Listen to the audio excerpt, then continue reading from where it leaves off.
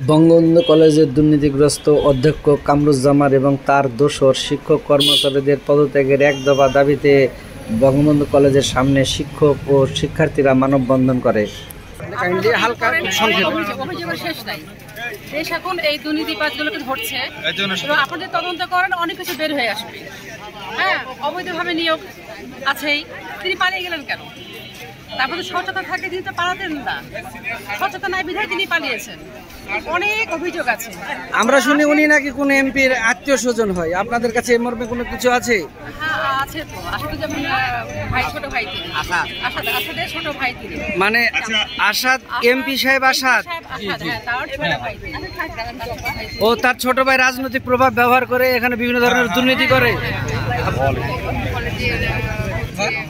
ছাত্র এবং শিক্ষক সবাই একটা দাবি নিয়ে এখানে একত্রিত হয়েছি। এটা হচ্ছে আমাদের 1 2 3 4 আমাদের হচ্ছে স্লোগানটা সবাই শুনেনি এবং মুখে মুখে বলা, তার পদত্যাগের দাবিতে আমরা সবাই এক হয়েছি।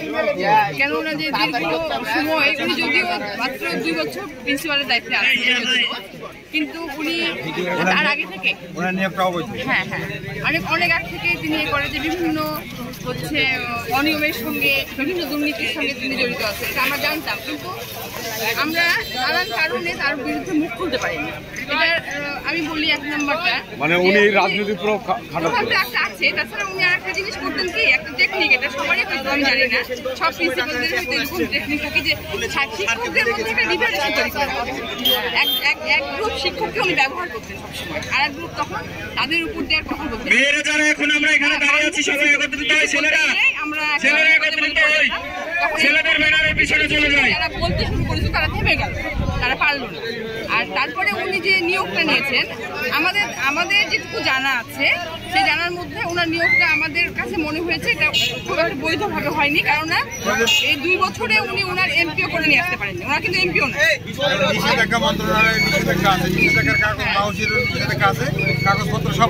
আমাদের হ্যাঁ নিষেধাজ্ঞার পরে উনি নিয়োগ নিয়েছেন, এটাই আমরা জানি।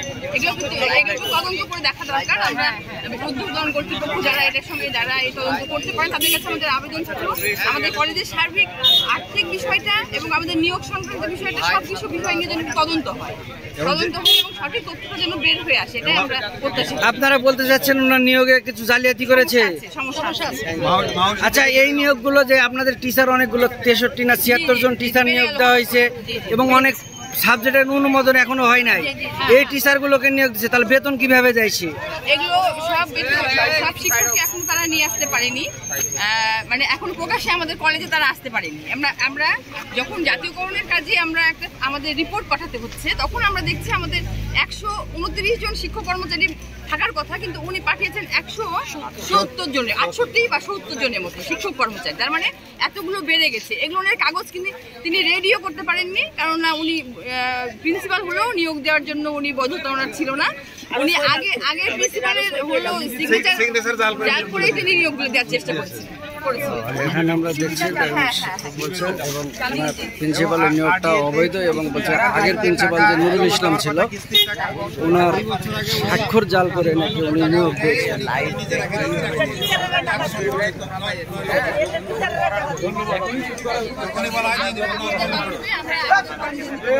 এই রাসু তোর হস আছে না, তুই এদিকে আয়। তুই দূরে থাকলে তো হবে না, লাইট চলবে না, তুমি ধরো। আচ্ছা তুই রে, আচ্ছা ভাই হয়েছে প্রিন্সিপালের মানে দুঃশাসন, দুর্নীতি, দুর্নীতির বিরুদ্ধে তিনি দুর্নীতি করেছেন, এই জন্য ছাত্র আর শিক্ষকরা মিলে সবাই মিলে আন্দোলন করেছে। ধন্যবাদ আপনাকে ভাই। আমারও একই কথা যে প্রিন্সিপাল স্যারের দুর্নীতির জন্য এবং তার পদত্যাগের জন্য আমরা আন্দোলন করছি। প্রিন্সিপাল কি ধরনের দুর্নীতির তথ্য আপনাদের কাছে আছে?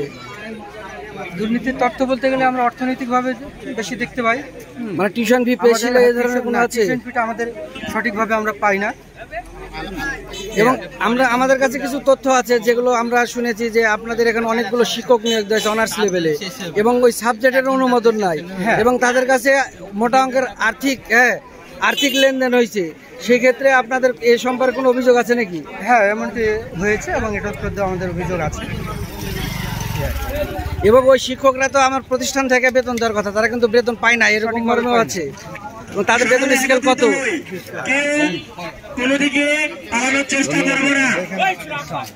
শিক্ষকরা এই রোদের ভিতর দাঁড়িয়ে থেকে তাদের দাবি দেওয়া পূরণের চেষ্টা করছে। তারা এক দফা দাবি করছে অধ্যক্ষ কামরুজ্জামান এবং তাবান্নার সাথে অবসান চায় এবং রাজনীতিমুক্ত শিক্ষাঙ্গনে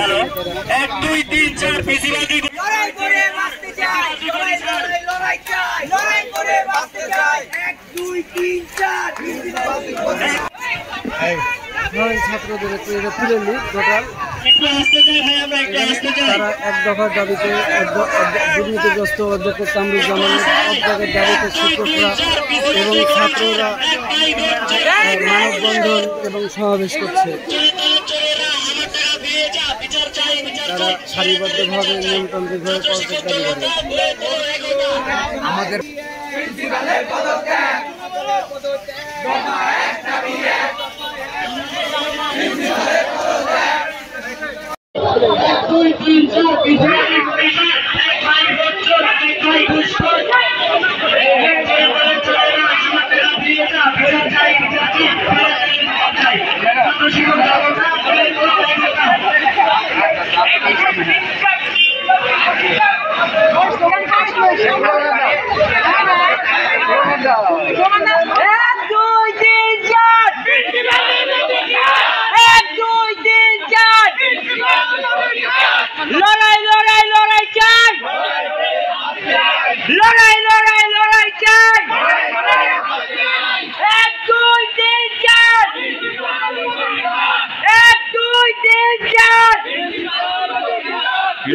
আপনারা দেখতে পাচ্ছেন ইতিমধ্যে সারা দেশের মানুষ বঙ্গবন্ধু কলেজের শিক্ষকের পদত্যাগের দাবিতে এখানে বিশাল মানববন্ধন র্যালি শুরু হয়েছে। হাজার হাজার ছাত্র শিক্ষক মিলে সরাসরি আপনারা দেখতে পাচ্ছেন।